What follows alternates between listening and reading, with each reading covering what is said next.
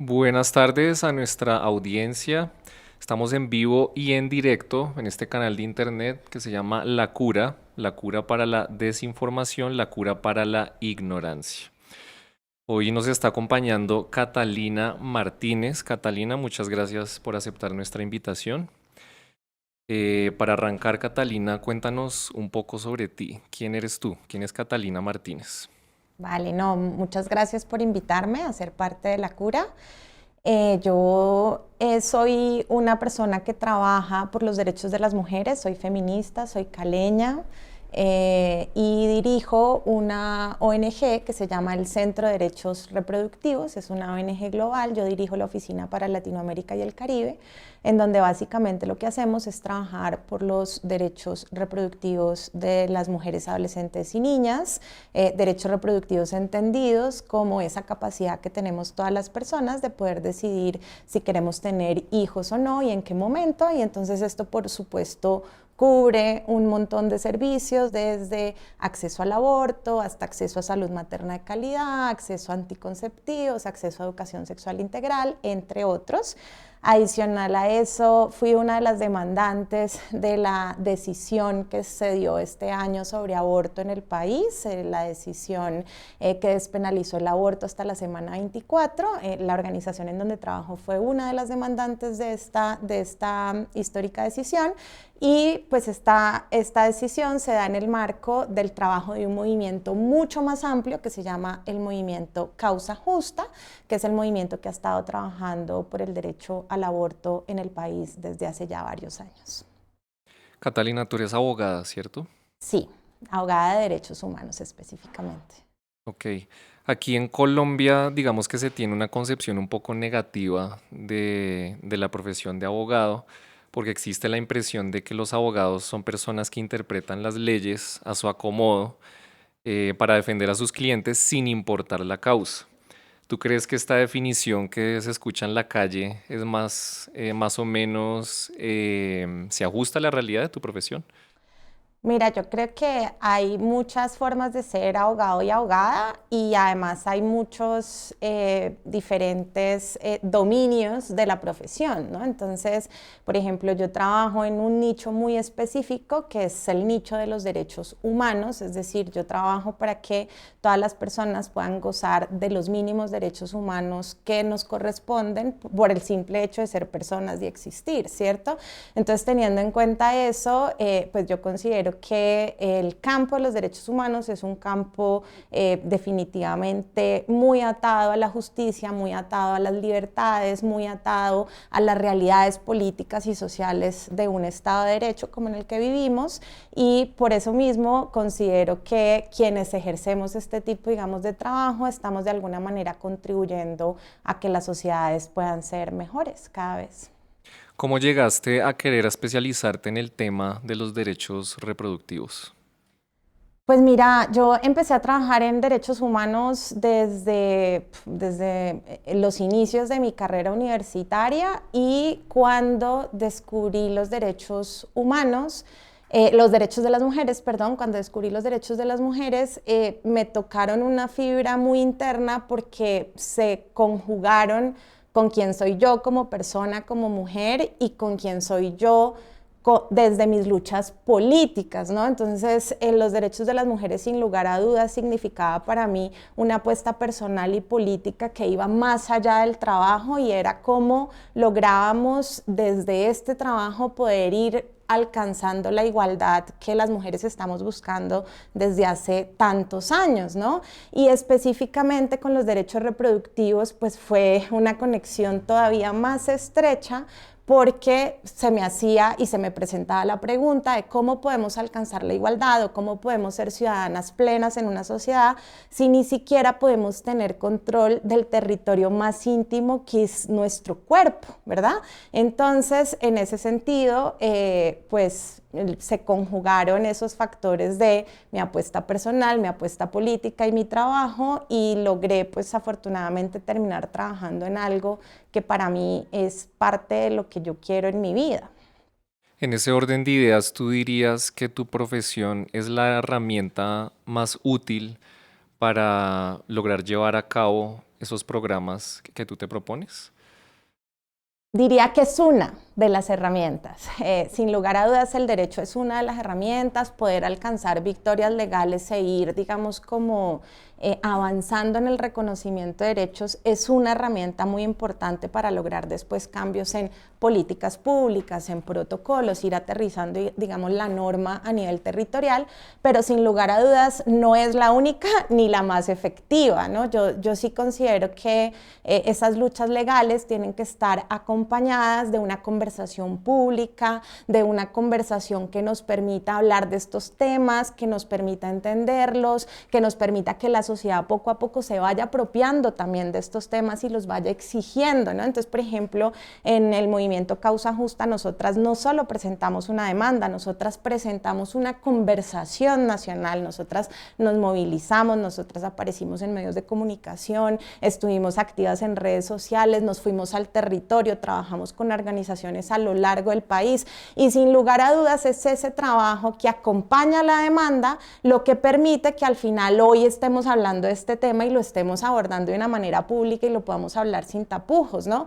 Y finalmente eso es lo que nos va a permitir no solo tener el cambio legal, que ya lo tuvimos, sino en unos años ojalá poder ir teniendo cambios sociales y culturales que nos permita que esto sea una realidad para todas las personas y no solo una norma que logramos, digamos, a través de un litigio.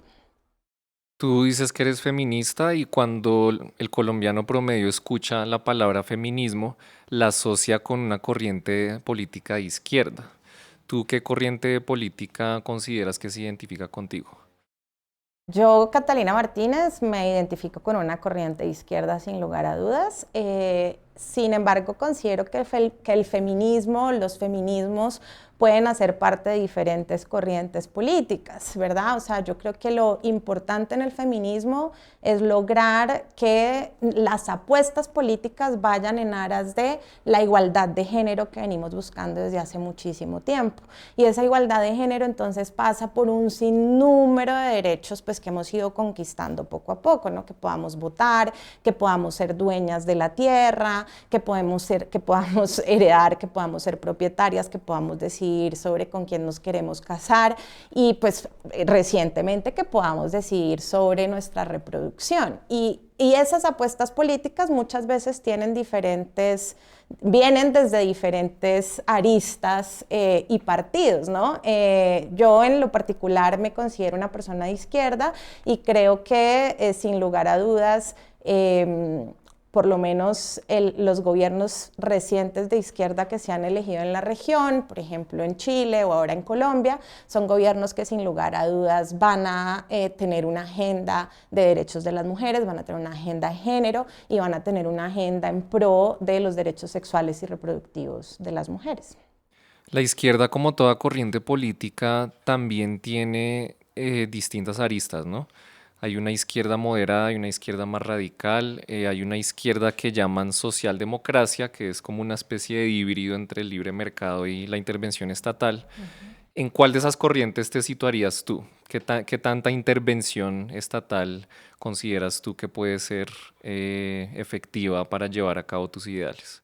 Sí, sin lugar a dudas hay diferentes izquierdas y, por ejemplo, casos de izquierdas como Venezuela o como Nicaragua son izquierdas en donde no se ha cumplido con la promesa de los derechos reproductivos. Ha habido demasiada intervención estatal y poco reconocimiento de nuestros derechos en ese sentido. Entonces yo por lo menos quisiera una izquierda en donde se reconozcan las libertades individuales de las personas y esas libertades individuales conlleva a que se reconozca que las mujeres, adolescentes, niñas y personas con capacidad de gestar tienen la absoluta libertad de tomar decisiones bajo sus valores y conciencia más íntimas sin necesidad de que haya una intervención exagerada del Estado en esas decisiones. Por ejemplo, yo no considero que el Estado tenga que regular a través de un código penal un servicio de salud como el aborto, porque eso lo que está haciendo no solamente es vulnerar nuestras libertades individuales de decisión sobre nuestros cuerpos, sino que además está creando unas crisis de salud pública frente a mujeres que finalmente no son disuadidas de abortar porque esté el aborto en un código penal, sino que les toca ir a buscar el servicio por fuera del sistema de salud. Entonces no estamos cumpliendo tampoco con la promesa de garantizar el derecho a la salud, y lo peor, ni siquiera lo estamos haciendo de manera igualitaria, porque finalmente quienes se están viendo empujadas a buscar el servicio por fuera del sistema de salud son las mujeres que viven en las condiciones más fuertes de vulnerabilidad. Entonces finalmente ahí estamos conjugando un montón de temas: libertades individuales, justicia social, acceso a la salud, y con una mirada de derechos de las mujeres y con una mirada de género considero que un gobierno de izquierda tiene que tener todas estas cosas que yo acabo de decir como una prioridad. Es decir, estás a favor de la intervención estatal, pero para garantizar esas libertades. Así es. Bueno, ya que mencionaste el tema del aborto, que es, digamos, el tema central de nuestra entrevista de hoy, yo quisiera empezar desde lo más básico, digamos, para que nuestra audiencia pues tenga todas las herramientas para conocer bien el tema, ¿no? A mí, por ejemplo, una vez me regañaron por usar la palabra aborto y me dijeron que era mejor utilizar interrupción voluntaria del embarazo. ¿Tú dirías que hay un término ideal para este procedimiento o no necesariamente? Para nosotras en el movimiento de causa justa en realidad lo utilizamos indiferentemente, es decir, para nosotras son sinónimos aborto e interrupción voluntaria del embarazo. En un momento digamos que se estaba tratando de utilizar interrupción voluntaria del embarazo porque el aborto, la palabra aborto tiene una connotación de por sí negativa que pues ha hecho que exista un rechazo frente a este servicio de salud reproductiva. Sin embargo, nosotras creemos que la palabra hay que irla resignificando, redignificando, y que efectivamente la podamos usar como un sinónimo de la interrupción voluntaria del embarazo. Y siguiendo ese orden de ideas de estar en lo básico, ¿cómo describirías tú lo que es un aborto? El aborto es la capacidad que tiene una persona, una mujer, una persona con capacidad de gestar, de decidir si va a continuar con el curso de un embarazo o no, y esta decisión efectivamente le corresponde a esta persona teniendo en cuenta pues precisamente cuáles son sus proyectos de vida, cuáles son sus valores más íntimos, su moral, hacia dónde, digamos, quiere esa persona seguir con un proyecto de vida determinado. Entonces, eso para mí es el aborto. Uno de los argumentos, digamos, de las personas que están en contra del aborto es que el aborto es acabar con una forma de vida. Ujú. ¿Tú qué le dirías a una persona que piensa eso?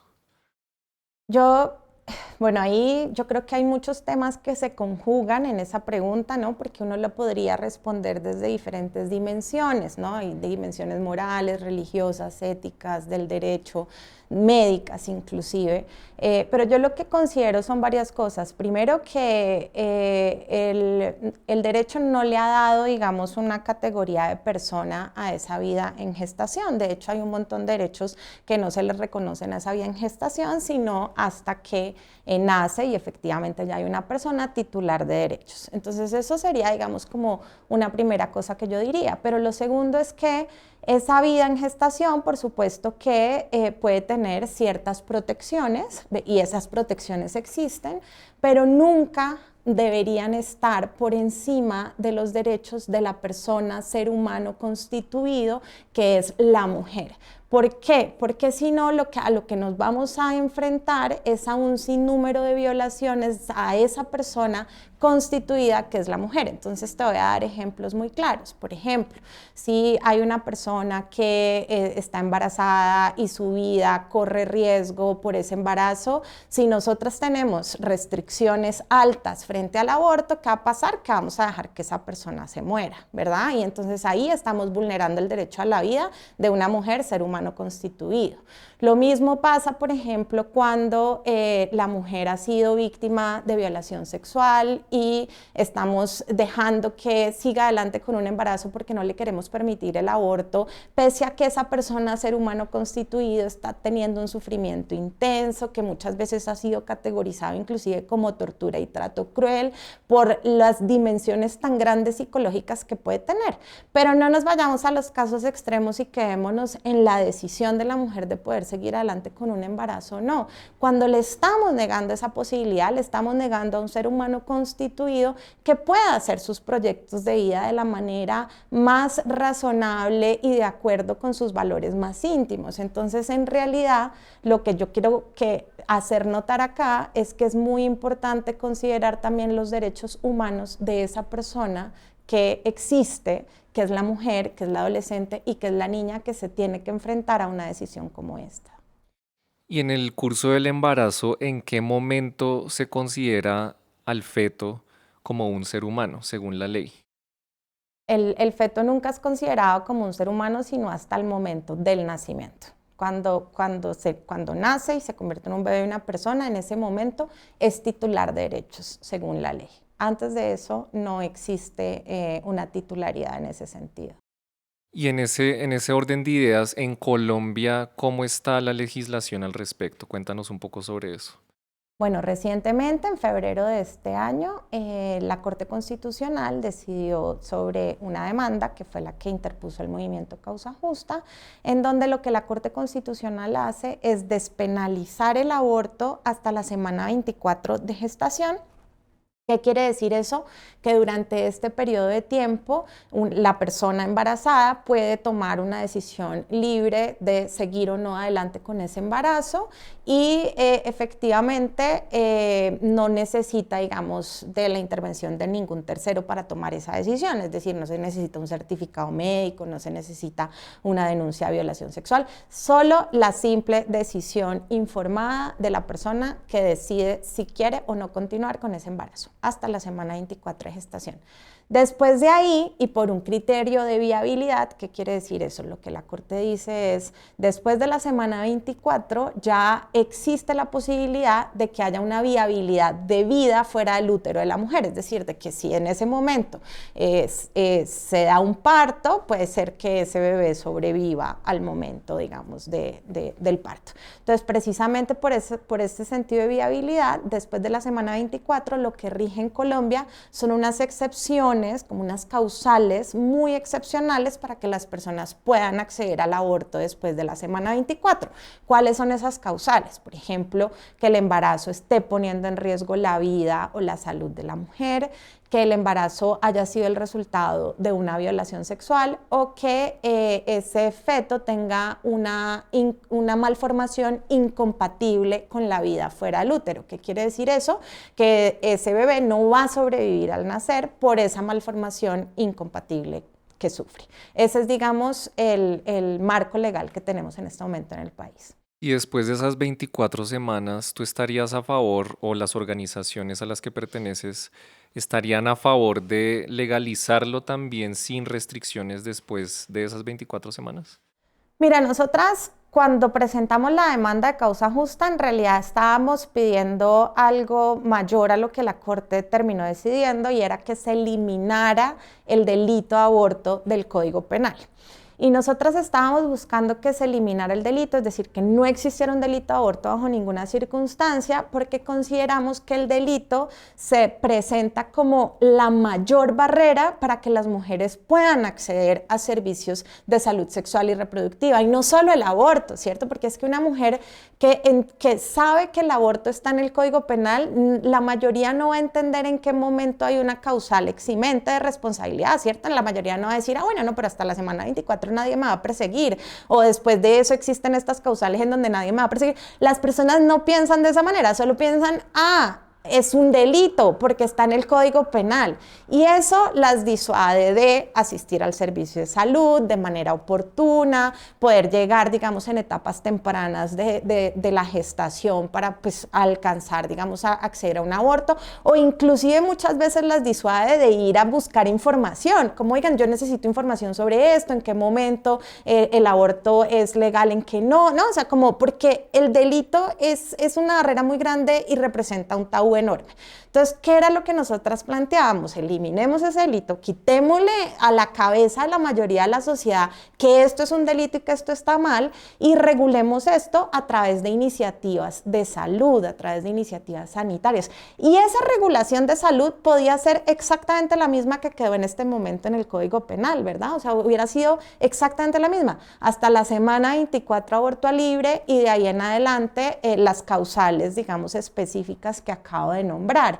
Pero la connotación sería completamente diferente en el sentido en el que estamos eliminando el delito y le estamos mandando un mensaje muy simbólico a la sociedad y es, mire, esto no es un delito, esto es un servicio de salud, está disponible, esta es la regulación, y esto entonces empieza a quitar el miedo, empieza a quitar el tabú, empieza a quitar el perjuicio y en unos años seguramente sería algo demasiado normal, y es lo que ha pasado en países como Canadá, que eliminaron el delito, diferentes ciudades de Australia, Nueva Zelanda, el estado de Nueva York, en donde no existe un delito de aborto, y en realidad lo que vemos es que cada vez las mujeres, adolescentes y niñas se acercan más a los servicios de salud, inclusive a buscar información, y que con el tiempo pues los abortos empiezan a disminuir porque hay un círculo virtuoso, digamos, de acceder a información, acceder a educación, acceder a métodos anticonceptivos y pues afortunadamente el aborto como una última ratio casi.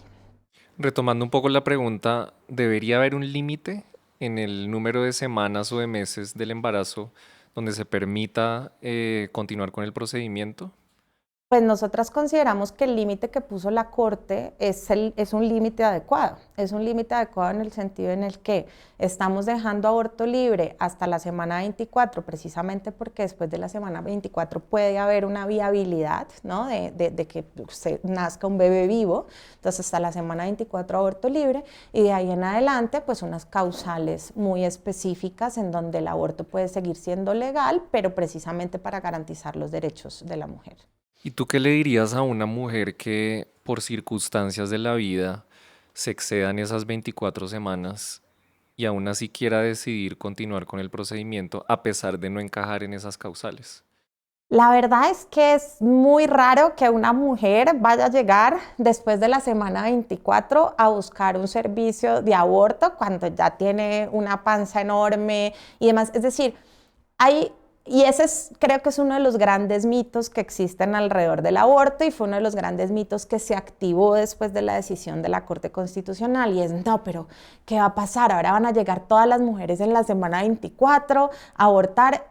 Las mujeres no se sientan a esperar a que el embarazo siga su curso y llegar a la semana 24 o después para ir a buscar un aborto, ¿no? O sea, realmente hay que tener confianza en que las mujeres siempre van a tomar las decisiones más oportunas en el momento adecuado.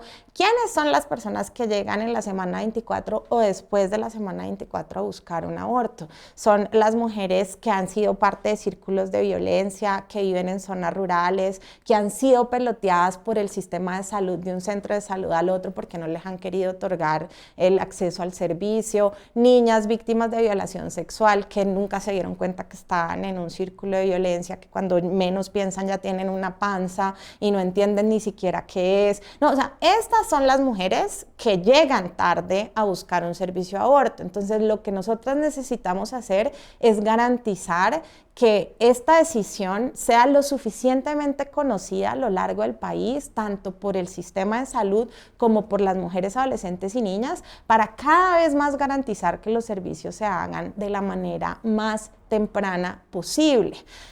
Pero una mujer que tenga información, educación sexual, que tenga acceso al sistema de salud, no va a esperar a que pasen las 24 semanas para llegar a solicitar un servicio de aborto. Ya que mencionas eso, Catalina, si en este momento nos está mirando una mujer que puede estar pasando por esta situación, que está embarazada, es un embarazo que ella no desea continuar, ¿podrías describir paso a paso cómo sería el trámite legal con el sistema de salud para lograr el procedimiento? Claro que sí. Pues en realidad después de la decisión de febrero de este año, ya no tenemos que presentar certificados médicos ni denuncia de violencia sexual, entonces basta con tomar la decisión, acercarse al centro de salud más cercano, activar la EPS que debe cubrir el servicio de aborto y solicitarlo, digamos, a través del sistema de salud en el centro de salud donde uno llegue. Si hay una negación del servicio, es decir, si no te lo quieren prestar, esto quiere decir que los y las profesionales de la salud no están cumpliendo con su obligación y están vulnerando tu derecho a poder acceder a este servicio de salud. En dicho caso, se pueden presentar inclusive diferentes acciones legales, dentro de las cuales, por ejemplo, una tutela para garantizar que se dé el servicio de manera adecuada y oportuna. ¿Y a dónde acude una persona que nunca ha puesto una tutela en su vida? Pues hay muchas organizaciones que acompañan a mujeres a hacer esto. Una de ellas, por ejemplo, es la Mesa por la Vida y la Salud de las Mujeres, que además fue una de las organizaciones también demandantes de Causa Justa. La Mesa por la Vida hace acompañamientos a mujeres para que puedan acceder a estos servicios de salud, para que puedan sobrepasar las barreras que pueden encontrar en estos servicios de salud y adicional a eso hacen acompañamiento legal si fuese necesario. Tú mencionas mucho el fallo que hubo en la corte y al principio de esta entrevista tú criticabas un poco ese mecanismo legal para lograr que estos derechos se protejan. ¿Cuál sería el mecanismo ideal, según tu opinión, para garantizar no solo el aborto, sino derechos similares? No, es decir, criticada hasta cierto punto, lo que yo estaba diciendo es que es una gran herramienta, el litigio es una gran herramienta y este tipo de decisiones es lo que nos ha permitido avanzar en el reconocimiento de la mayoría de derechos en el país. Pero no es suficiente en el sentido en el que no podemos dejar que esto se quede en una decisión que reconoce el derecho, pero no se aterriza, ¿no? Entonces, ¿qué nos hace falta? Tenemos la decisión y lo que viene ahora en adelante es cómo vamos a implementar esa decisión. Y la decisión, y la implementación de la decisión, sin lugar a dudas, es uno de los desafíos más grandes que tenemos. Entonces, ¿eso qué significa? Necesitamos que el nuevo gobierno tenga la voluntad que la tiene de sentarse con las organizaciones de la sociedad civil y las organizaciones feministas que hemos trabajado en este tema para aterrizar esa decisión en una política pública de salud sexual y reproductiva que incluya todos los servicios de salud sexual y reproductiva, no solo el aborto, sino el acceso a la información, a la educación, a acceso a anticonceptivos, acceso a salud materna de calidad también, ¿no? Entonces, como esa política pública. Y esa política pública después se tiene que aterrizar a lo largo del territorio nacional con protocolos de salud muy claros que empiecen a regir en las instituciones de salud. Y esto además tiene que estar acompañado de capacitaciones masivas para que los y las profesionales de la salud puedan entender cuáles son sus obligaciones y cómo tienen que operar, digamos, en estos casos. Pero esto, digamos, no es suficiente porque además necesitamos que la población conozca sus derechos, ¿cierto? Que conozca que se puede acercar a una institución de salud y que puede reclamar, por ejemplo, un acceso al aborto. En ese sentido, pues por supuesto al Estado le corresponden unas campañas importantes de sensibilización ciudadana, pero ahí digamos que la sociedad civil y las organizaciones feministas también juegan un rol muy importante, que fue un poco lo que tratamos de empezar a hacer desde el inicio de la presentación de la demanda, y es cómo empezamos nosotras también a generar procesos de información, de pedagogía, de tener estas conversaciones nacionales, estas movilizaciones, y por eso es que yo creo que fue tan importante que el movimiento Causa Justa, mientras estaba litigando el caso, igual estuviera dando estas conversaciones y estuviera trabajando a lo largo del país con organizaciones que trabajan también en ciudades no centrales o en el territorio, porque finalmente conversando, haciendo pedagogía, entendiendo, es la manera pues más fácil que realmente la gente pueda reclamar sus derechos y entender cuáles son. Es decir, tú estás diciendo que la organización social es el mecanismo por excelencia para lograr victorias en este tipo de luchas, para no depender de una corte, del Congreso. Yo considero que la movilización ciudadana y la movilización social son sin duda digamos que uno de los factores más importantes para lograr este tipo de victorias legales. Tú dijiste en una entrevista, abro comillas, la causa del aborto va más allá de grupos feministas. Esto se trata de un tema de salud, de derechos humanos y de democracia. ¿Cómo explicarle eso a una persona que está en contra del aborto? Claro. Bueno, va más allá, por supuesto, digamos que el aborto ha sido parte de las luchas feministas de muchos años, desde hace muchos años, por un tema de autonomía, igualdad de género y demás. Pero vámonos un poco más allá, digamos, del lente de género y encontrémonos en el lente de la salud. Cuando nosotras no estamos garantizando que las mujeres puedan tener acceso a estos servicios de salud, las estamos empujando a que lo busquen por fuera del sistema de salud. ¿Esto qué significa? Esto significa que van a verse sometidas a abortos clandestinos, muchas veces inseguros, en donde no solamente pues, no se está protegiendo la vida en gestación, porque el aborto se está dando, sino que además se están muriendo las mujeres o están teniendo unas complicaciones enormes en su salud. Entonces, sí, es un tema de salud y es un tema de salud pública, sin lugar a dudas, porque si nosotras no logramos que esas mujeres sean atendidas dentro del sistema de salud, lo que vamos a seguir viendo es cómo los rangos de mortalidad materna siguen creciendo en los países en donde hay restricciones al aborto. Adicional a eso es un tema de democracia. ¿Por qué? Por algo que yo decía al inicio de esta conversación, y es que si nosotras no garantizamos que las mujeres y las adolescentes y niñas puedan tener conocimiento sobre su cuerpo, y no solamente conocimiento sobre su cuerpo en el sentido de poder entender cómo funciona la sexualidad, cuáles son las implicancias de las relaciones afectivas, cómo darse cuenta cuando están, por ejemplo, en una situación de violencia, todo eso se puede lograr a través de la educación sexual integral, por ejemplo, sino también poder tomar las decisiones más importantes sobre el curso de sus vidas. Entonces, si nosotras garantizamos eso, vamos a garantizar, por ejemplo, que las niñas no tengan que salir de la escuela, que no haya deserción escolar porque resultó que quedaron en embarazo y ya no pudieron volver al colegio, y esas mismas niñas entonces en un futuro van a tener acceso posiblemente a algún tipo de actividad laboral y finalmente van a poder participar de una manera mucho más informada en las decisiones políticas y democráticas del país como ciudadanas plenas, van a poder tener, digamos, garantizarse mejor su derecho al voto, poder tomar las decisiones más informadas posibles. Entonces es un círculo virtuoso que empieza por el poder conocer nuestra sexualidad y nuestro cuerpo, pero eso luego implica poder acceder a educación, poder acceder a la actividad laboral y poder ser ciudadanas plenas en una democracia, facilitando los procesos democráticos también, con un lente de igualdad de género, por supuesto. ¿Y esa educación sexual debe venir, según tú, del Estado o de quién? La educación, el Estado tiene una obligación frente a la educación sexual integral. La educación sexual integral hace parte del derecho a la educación y el derecho a la educación, por supuesto, crea unas obligaciones en el Estado. ¿Y cuál es la obligación entonces en este sentido del Estado? Garantizar que todo su sistema público de educación tenga acceso a la educación sexual integral, que no puede ser cualquier tipo de educación sexual integral, tiene que ser basada en argumentos, ser científicamente rigurosa, no discriminatoria y tiene que además estar dada en función a la edad de la persona que lo está recibiendo. Pero por supuesto, digamos que el Estado y el sistema de educación no es suficiente. Necesitamos que la educación sexual integral también sea un tema del que podamos discutir abiertamente, del que podamos hacer pedagogía y que los padres y madres de familia estén activamente involucradas también en esas conversaciones desde la casa. Pero digamos que teniendo en cuenta que es un derecho humano, la educación sexual integral, por supuesto el Estado tiene que ser el mayor garante.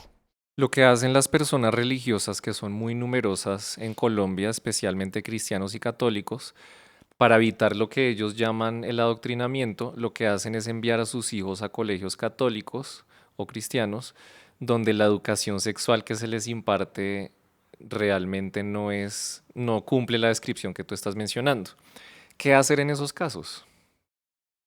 Esto es muy difícil porque ahí, digamos, hay un cruce importante de derechos en donde es lo que yo llamo como la frontera del derecho. Entonces, nuestra Constitución, y hablando en Colombia y bueno, en la mayoría de los países de Latinoamérica, nos garantizan, por una parte, el derecho a la educación, que es un derecho humano reconocido, pero por otra parte también hay unos reconocimientos de otro tipo de derechos que tienen que ver más con la libertad de conciencia, con la libertad de religión, con la libertad de poder creer también conforme a nuestra propia moral y, digamos, valores más íntimos.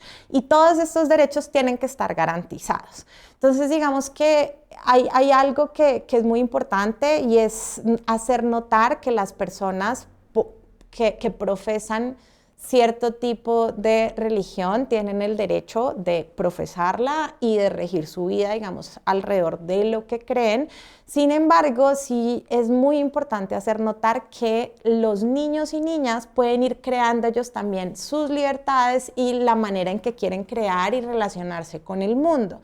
Entonces, cuando les estamos de alguna manera coartando la posibilidad de recibir educación, en este caso una educación sexual integral, digamos, científicamente rigurosa, basada en argumentos, les estamos también coartando esa posibilidad de ellos mismos como sujetos de derecho hacerse una idea sobre lo que quieren ser en su vida y lo que quieren creer y demás, ¿no? Entonces, por eso es tan importante que pese a que se respete la libertad de religión, porque quería dejar eso claro, no es que no se respete la libertad de religión, los colegios sí tienen que jugar un papel muy importante en la educación de los niños y las niñas, y esos colegios que no están impartiendo una educación sexual integral rigurosa deberían ser fiscalizados por el Estado con un lente de derechos humanos, porque nuevamente estos niños y niñas no son los adultos que están profesando ya una religión, son personas, sujetos de derecho que tienen también los derechos de ver cómo ellos quieren crear su vida y el universo de creencias que quieren tener.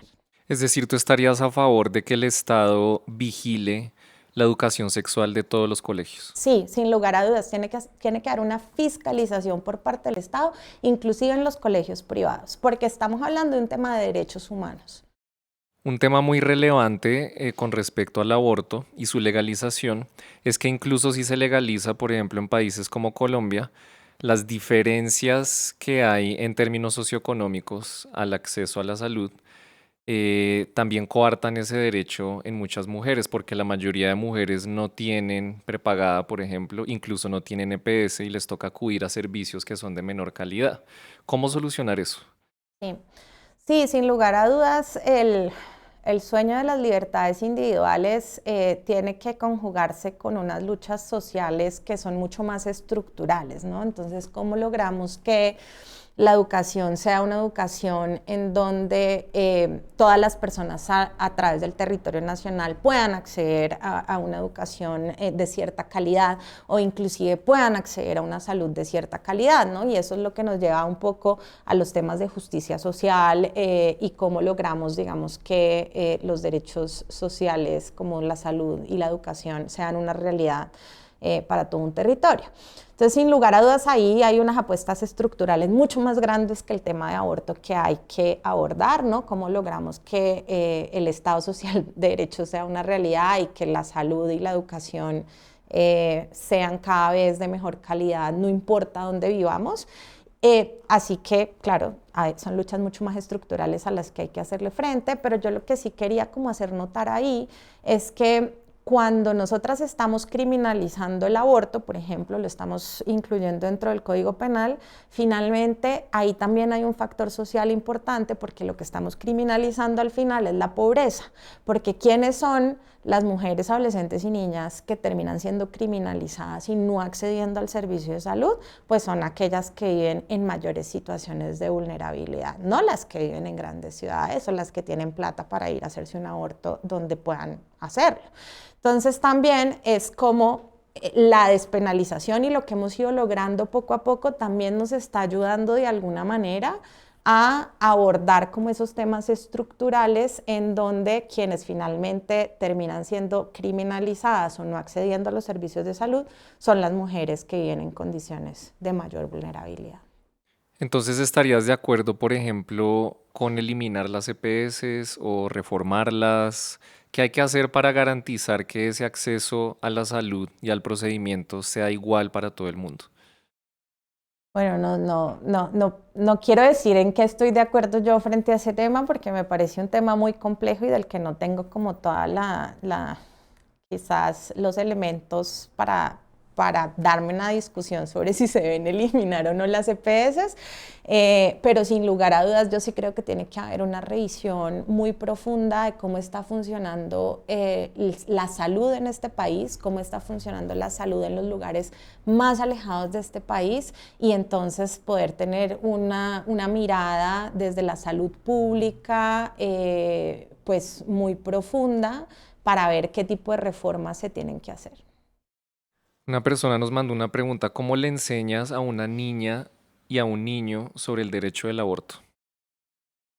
Pues precisamente yo creo que ahí entra un poco la necesidad de tener educación sexual integral a todos los niveles y que entonces esos niveles empiecen como desde lo más básico, ¿cierto? O sea, como quiénes somos, quién es el niño o la niña, cómo esa persona puede entender que puede funcionar como con su sexualidad primero, ¿no? O sea, cuáles son cuál es, qué es la sexualidad, en qué momento puede operar, por qué siempre tiene que mediar la voluntad y el consentimiento en los temas sexuales, no siempre puedes decidir si sí o si no, de ahí en adelante como qué tipo, entonces si hay algo que va contra ese consentimiento y contra esa voluntad, entonces estás en una situación de violencia porque no estás dando tu consentimiento y entonces ahí llegamos a otra esfera, digamos, de la educación sexual y es en qué momento estás en una situación de violencia o no.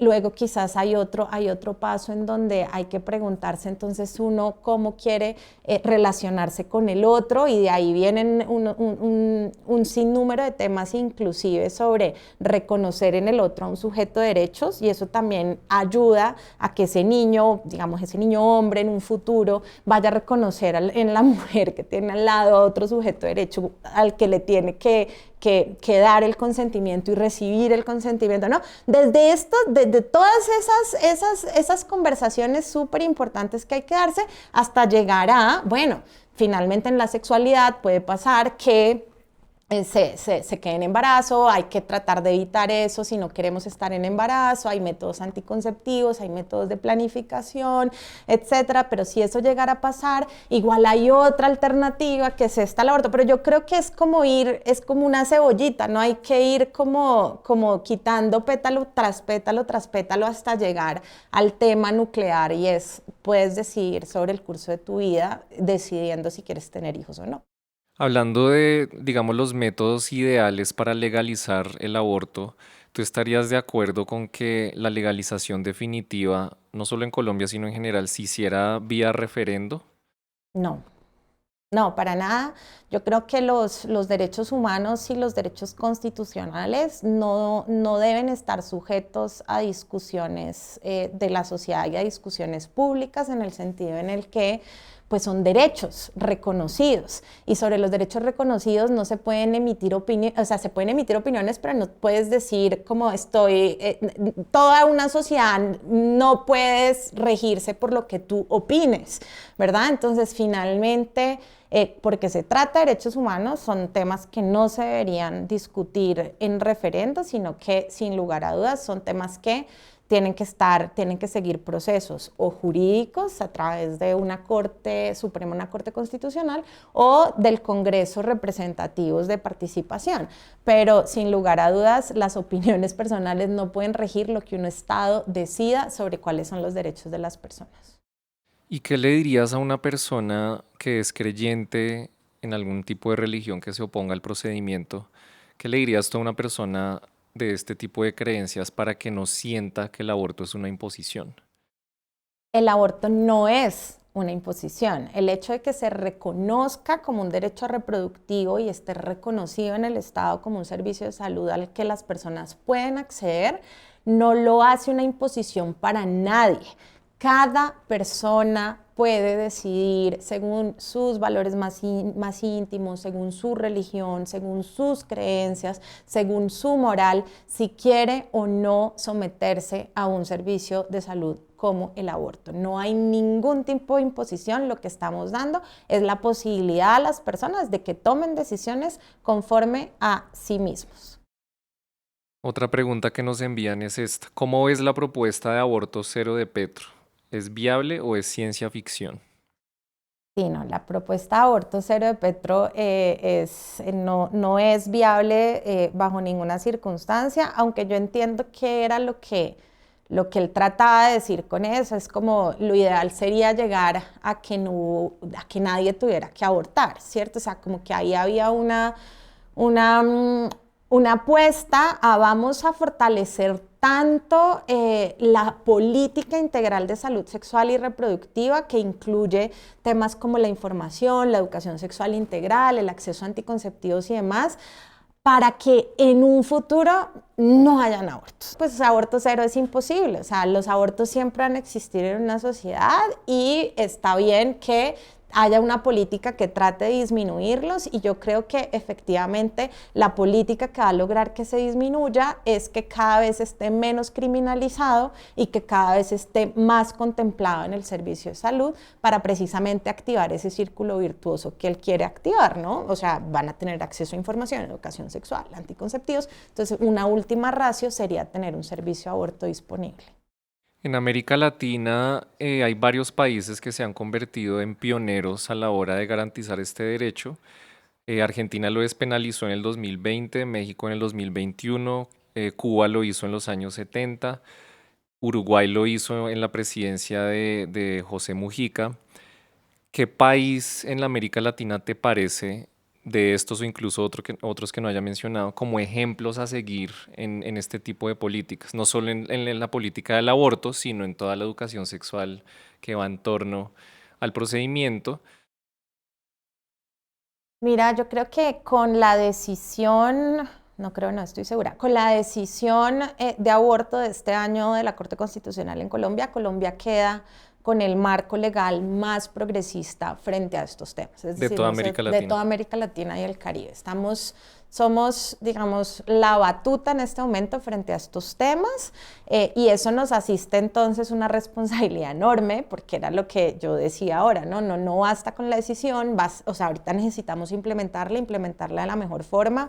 A mí me contenta mucho que el gobierno que va a llegar ahorita a operar, digamos, y a gobernar este país, es uno que se ha mostrado abiertamente a favor de estos temas y con el que vamos a poder seguramente implementar esta decisión. Y pues ojalá podamos seguir siendo un modelo a seguir, y además hoy en día a nivel mundial, ¿no? Porque cuando pasó la decisión de aborto en Estados Unidos, en donde se revierte el derecho a aborto en Estados Unidos, inmediatamente después, al día siguiente, todos los ojos y entrevistas se vinieron a Colombia, ¿no? Como, ¿qué hicieron en Colombia para lograr esto? ¿Qué lecciones aprendidas nos quedan? Entonces, efectivamente, Colombia es en este momento un faro frente a los derechos reproductivos. Nos mandan otra pregunta. ¿Cuál puede ser el motivo para que algunas personas en el poder quieran prohibir el derecho al aborto? Bueno, yo creo que es también un tema de opiniones, por una parte, y por otra parte es un tema de populismo político, en donde lo que se busca un poco con esas aseveraciones públicas, que inclusive muchas veces desinforman y están en contra de los derechos y están en contra de la división de poderes, además, lo que se busca es un apoyo ciudadano de un sector de la población que está en desacuerdo con estos temas. Y eso, pues para mí realmente es algo terrible, porque tú no puedes manipular una opinión para negar derechos conquistados. Entonces es muy problemático y efectivamente es algo que no podemos dejar que suceda. ¿Cómo compromete el aborto la salud de la mujer? Es un tema que no hemos hablado. ¿Qué tan seguro es abortar y a qué se expone física y psicológicamente una mujer que aborta? Abortar es uno de los servicios de salud más seguros que existen. De hecho, el aborto es más seguro que el parto mismo. Hay más complicaciones en los partos que en los abortos a nivel de salud, digamos, y esto lo ha dicho organizaciones como la Organización Mundial de la Salud. Así que es un método muy seguro.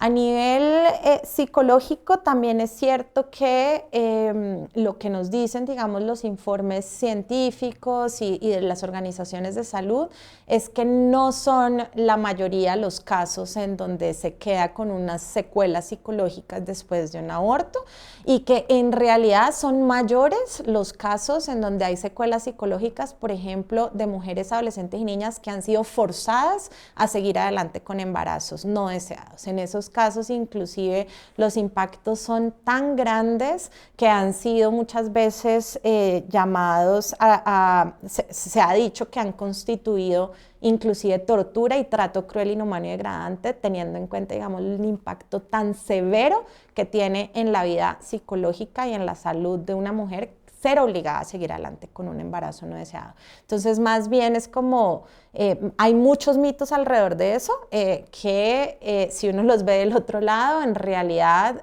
los grandes impactos se dan es cuando te fuerzan a seguir adelante con un embarazo. El embarazo generalmente se concibe como un problema exclusivo de la mujer. ¿Qué papel cumple el hombre?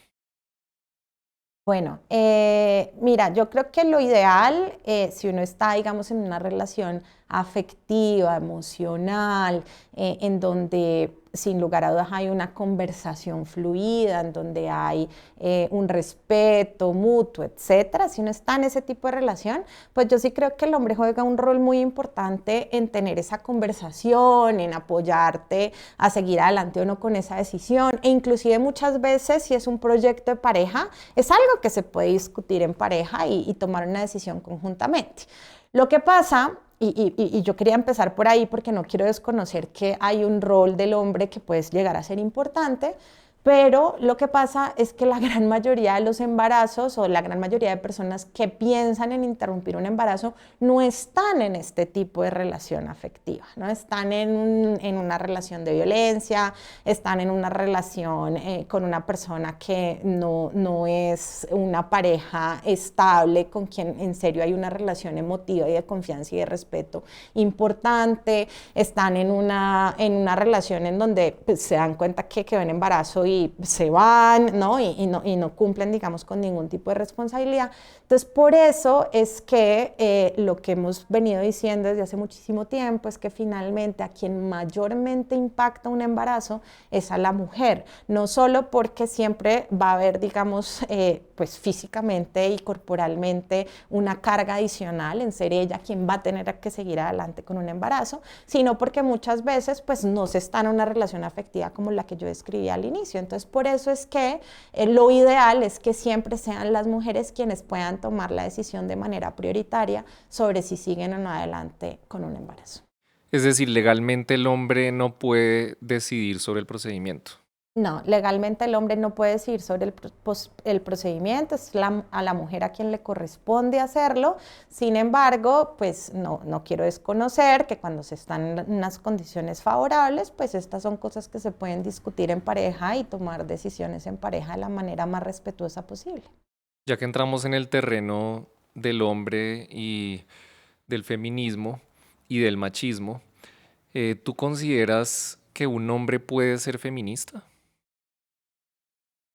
Yo considero que un hombre puede ser aliado del feminismo. ¿Esto qué quiere decir? Esto quiere decir que todas las personas estamos en constante deconstrucción, ¿no? Hemos aprendido muchísimas cosas en esta sociedad y esas cosas que hemos aprendido vienen de un sistema que se llama el patriarcado. ¿Qué es el patriarcado? El patriarcado no es más que reconocer que durante años todas las normas, leyes, políticas, construcciones sociales con las que hemos vivido han sido construidas por hombres, porque en ese entonces las mujeres no tenían una cabida decisional en ese tipo de procedimientos o de procesos. Entonces, cuando son hombres quienes han decidido sobre eso, pues imagínate que no tenían ni la menor idea de qué significaba eso para las mujeres, ¿cierto? La raza, o sea, muestra eso es que nunca se nos dio derecho al voto sino hasta que nosotras lo luchamos, no podíamos ser propietarias sino hasta que nosotras lo luchamos, había un montón de cosas en donde las mujeres no teníamos ninguna participación. ¿Y eso es por qué? Porque quienes construyeron las normas eran hombres. Entonces ese patriarcado es tan arraigado que todas vivimos con esas normas, con esas leyes, con esas costumbres, todas las personas, ¿no? Inclusive las mujeres estamos todo el tiempo deconstruyendo cosas que hemos aprendido por esas normas.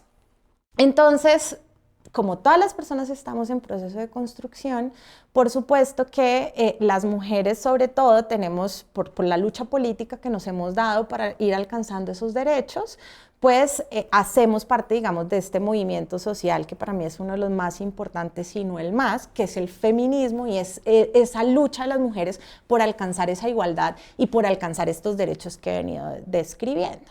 Ahora, el hombre por supuesto que puede ser un aliado de eso y su voz es muy importante y puede contribuir a que nosotras sigamos con esta lucha y a dar esa lucha con nosotras, pero precisamente porque esta lucha lo que busca de alguna manera es alcanzar esos derechos que nunca tuvimos y entonces empezar, digamos, como a llegar a esa igualdad, pues al que se le está desequilibrando un poco la dinámica del poder es al hombre, ¿verdad? Al final, porque lo que estamos haciendo es, o sea, todas estas cosas que tú has tenido siempre, pues también nos corresponden a nosotras y lo vamos a pelear. Entonces también es muy difícil pensarnos que el hombre en sí mismo puede ser feminista, pues porque él representa de alguna manera todas estas desigualdades que vienen desde esta base patriarcal, pero yo sí creo fervientemente que el hombre se puede autocuestionar, se puede reconstruir y puede ser un aliado súper importante en las luchas por la igualdad. En términos más legales, ¿tú estarías a favor de que al hombre no se le deje legislar sobre asuntos que solo conciernen a las mujeres? No, yo creo que sin lugar a dudas, pues todas las personas que son elegidas para legislar o para representarnos en un ámbito de la política tienen que tener la capacidad de hacerlo y más bien lo que necesitamos es construir pues esos aliados masculinos que necesitamos en esta lucha para que se den estas batallas de la manera en que deben dárselas. Por un ejemplo muy claro, la decisión de la Corte Constitucional, la mayoría de quienes votaron a favor de esta decisión eran hombres. Imagínate que nosotros hubiéramos dicho los hombres no pueden participar en este tipo de decisiones. Entonces, sin lugar a dudas, los hombres tienen que jugar un rol importante desde la política, desde la familia, desde el nivel que ocupen, digamos, en cualquier tipo de esfera. Y más bien lo que tenemos que hacer es seguir este camino de construcción. Nos mandan otra pregunta. ¿Cómo es el papel de ciertas mujeres en el mantenimiento del machismo? Sí, sin lugar a dudas, el patriarcado, como yo lo decía ahorita, lo sostenemos todas las personas, los hombres y las mujeres y las personas que no se identifican con ninguno de estos dos géneros. Todas las personas sostenemos el patriarcado. ¿Y esto por qué es? Porque hemos crecido con estas normas sociales toda la vida, ¿no? Muchas veces inclusive es dentro de nuestras familias que hemos visto casos de machismo, que hemos visto casos de violencia sexual o de acoso. Muchas veces nos hemos dado cuenta que son nuestros papás, nuestros hermanos, nuestros amigos, los que violentan y los que terminan siendo victimarios en ciertos casos. Y muchas veces nos hemos callado esas violencias, pues porque son nuestros hermanos, nuestros papás, nuestros primos, nuestros amigos. Y eso, por ejemplo, es mantener el patriarcado, ¿no? Callarse frente a eso es mantener el patriarcado. Pero eso no es más que reconocer que hemos tenido que crecer en una sociedad así y que es un trabajo muy grande lograr ir deconstruyendo cada una de esas cosas. Entonces, yo no quiero hacer un juicio de valor frente a las mujeres que todavía sostienen el machismo, digamos, con este tipo de actitudes, sino más bien hacer un llamado a lo que necesitamos es cada vez aprender más, entender más por qué esto es importante, por qué necesitamos realmente como ir saliendo de esas dinámicas y que eso es un trabajo enorme y un trabajo que nos ha tocado hacer a todas las personas. Nos mandan otra pregunta. No solo las mujeres tienen cuerpos gestantes, también los hombres trans. ¿Cómo incluye el feminismo a los hombres trans en el debate sobre el aborto? Sí, sin lugar a dudas, los hombres trans también tienen cuerpos gestantes y de hecho la Corte Constitucional así lo reconoció en la decisión de aborto, ¿no? Yo creo que eso es uno de los temas más importantes de la decisión de aborto de la Corte de este año, y es que la Corte no solamente habla de mujeres, sino que habla de mujeres y personas con capacidad de gestar, y entonces este derecho, sin lugar a dudas, también es para todas las personas que tienen la capacidad de gestar, no solamente para las mujeres. Y las políticas públicas entonces tienen que ser creadas con lente interseccional, es decir, que permita que tener esta visión también desde la comunidad trans y los hombres trans para que sean incluidos dentro de la política pública y dentro de los futuros protocolos que existan alrededor de esto. ¿Qué líderes feministas admiras y reconoces como ejemplos a seguir en Colombia? En Colombia, particularmente aquellas que se han dado la lucha por los derechos reproductivos de las mujeres, ¿no? Entonces tenemos Ana Cristina González, que fue la pionera del movimiento Causa Justa, que hace parte de la Mesa por la Vida y la Salud de las Mujeres, que acaba de ser reconocida como una de las 100 personas más influyentes por la revista Time, precisamente por esta lucha que se ha dado por el derecho al aborto en el país durante muchos años. Cristina Villarreal, que también es pionera del movimiento Causa Justa, que fue por muchos años directora ejecutiva de Oriéntame, que es una clínica que presta servicios de aborto en el país. Mónica Roa, quien litigó el caso del año 2006, que fue la primera victoria grande que tuvimos sobre el tema de aborto, en donde se despenalizó el aborto por 3 causales. Florence Tomás, que si bien no es colombiana, ya fue adoptada por Colombia y ha sido una de las grandes voceras de estos temas en Colombia, y muchas otras. Somos muchas las que nos hemos dado la lucha, pero digamos que ellas han sido pues también mis maestras a muchos niveles y las admiro mucho. Una figura intelectual de Colombia que tiene una audiencia grande es Carolina Sanín. Sí. Ella esta semana publicó un tuit muy controversial en el que dijo que una mujer que no odie al hombre se odia a sí misma. ¿Tú estás de acuerdo con eso? A ver, yo no estoy de acuerdo en el sentido literal del tuit, es decir, yo no creo que debamos odiar a los hombres, sino más bien construir puentes con los hombres para poder trabajar conjuntamente para la igualdad. Ahora, yo creo que el sentido del tuit de Carolina no es tan literal como no es un llamado al odio contra los hombres, sino que es un llamado a entender este sistema histórico de opresión que ha venido por parte de los hombres en contra de las mujeres, y entonces cómo tenemos que reconocer eso, porque si no lo reconocemos, pues nos estamos faltando a nosotras mismas como mujeres y en esta lucha feminista, y yo lo interpreto más de esa forma, en cuyo caso pues puedo entenderlo. Es decir, según lo que tú estás diciendo, lo que Carolina quería decir es que hay que odiar es al sistema y no al hombre como tal. O por lo menos es la interpretación que yo quiero tener del tweet. No sé si era lo que quería decir, ¿no? No vamos a saber.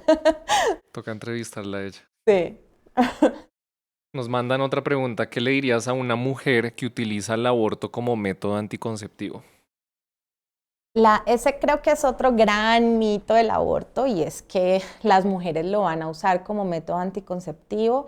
Eso pues no pasa, primero pues porque son dos cosas completamente diferentes, y las mujeres tenemos en la gran mayoría la capacidad de discernir sobre una cosa y la otra.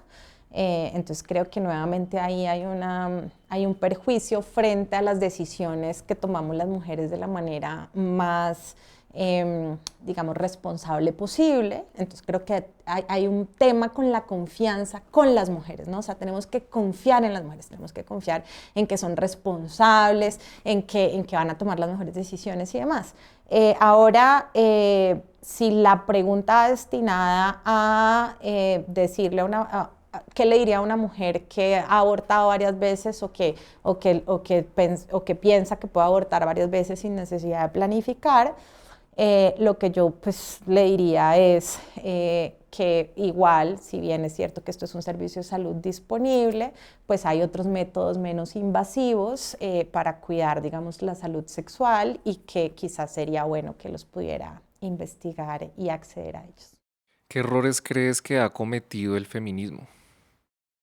¿O hay errores que ha cometido el feminismo? Por ejemplo, uno de los errores que se le señalan es que a veces, sin quererlo, se ha convertido en una forma de victimización. ¿Tú estás de acuerdo?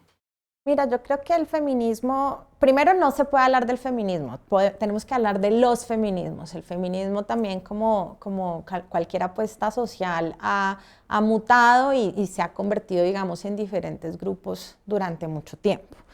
Sin lugar a dudas, creo que ha habido una mala interpretación del feminismo frente a pues que somos mujeres que odiamos a los hombres y que no podemos entablar una conversación con los hombres de manera horizontal, en cuyo caso pues considero que los nuevos feminismos han sido muy efectivos en generar puentes y en tener esas conversaciones que había que tener. Hay feminismos, por ejemplo, que son trans excluyentes, cosa que yo creo es un profundo error. No podemos entre los movimientos sociales excluirnos, tenemos que más bien cada vez acercar puentes y ampliar la lucha del movimiento social de tal manera que podamos ir conquistando nuestros derechos de la manera más uniforme posible. Además, porque si nos hemos dado esta pelea por el género durante tanto tiempo, ¿cierto? Esta pelea de no porque nacimos con vulva, entonces tenemos que cumplir con todos estos requisitos que nos han dicho que tenemos que cumplir, ¿no? Esa pelea por el género, pues entonces es completamente absurdo que seamos trans excluyentes cuando es exactamente la misma naturaleza, es decir, podemos ser y somos quienes en realidad somos, punto. No una vulva, no un pene nos define sobre quiénes somos en la sociedad.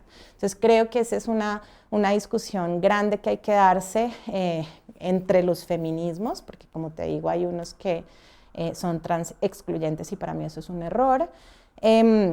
Otras grandes conversaciones que nos estamos dando en el feminismo, que no sé si son errores o no, pero pues son conversaciones que se dan y en donde estamos divididas, son también, por ejemplo, frente al trabajo sexual o frente inclusive a a la maternidad subrogada, ¿verdad? En donde hay unos sectores feministas en donde consideran que esto pues no debería ser regulado y hay otras quienes consideramos que sí, que efectivamente la penalización no nos está llevando a ninguna parte, no está creando mayores protecciones, sino que al contrario lo que nosotras deberíamos poder garantizar y nuevamente para dejar al lado este derecho penal que no ha hecho sino no ha hecho sino perseguirnos a las mujeres.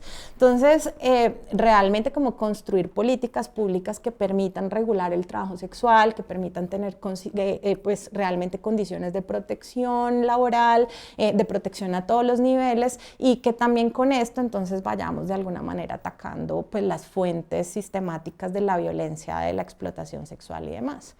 Entonces, sí.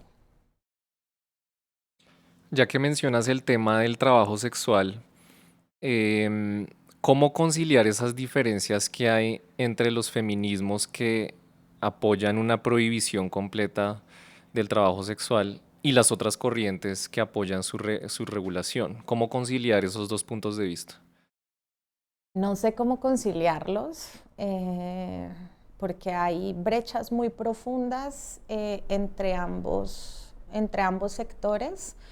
De una parte, pues personas que consideran que no puede existir trabajo sexual porque efectivamente estas prácticas, digamos, suceden en una estructura que es de por sí desigual, que de por sí crea una explotación, que de por sí está, digamos, de alguna manera constituyendo violencia en contra de las mujeres. Entonces eso es complejo porque es cierto que dependiendo del contexto esa violencia puede existir, sin lugar a dudas, pero hay otros grupos que consideran igual que primero criminalizar no nos está solucionando el problema, de pronto una regulación nos podría permitir inclusive tratar de opacar esas prácticas de violencia que existen. Pero adicional a eso, un movimiento feminista que cree que pues, la autonomía y las libertades individuales también pueden proteger esa decisión de las mujeres y de las personas de decidir ejercer un trabajo como el trabajo sexual. Entonces hay dos puntos de vista, los dos, no quiero emitir un juicio de valor frente a ninguno de los dos, sino más bien decir que hay unas diferencias grandes, estrechas, profundas, y que yo creo que lo que se necesita es una conversación entre los movimientos que nos permita entender las dos partes y ojalá llegar a algunas como puntos en común, pero es una división muy profunda y que creo que nos va a llevar a conversaciones muy largas.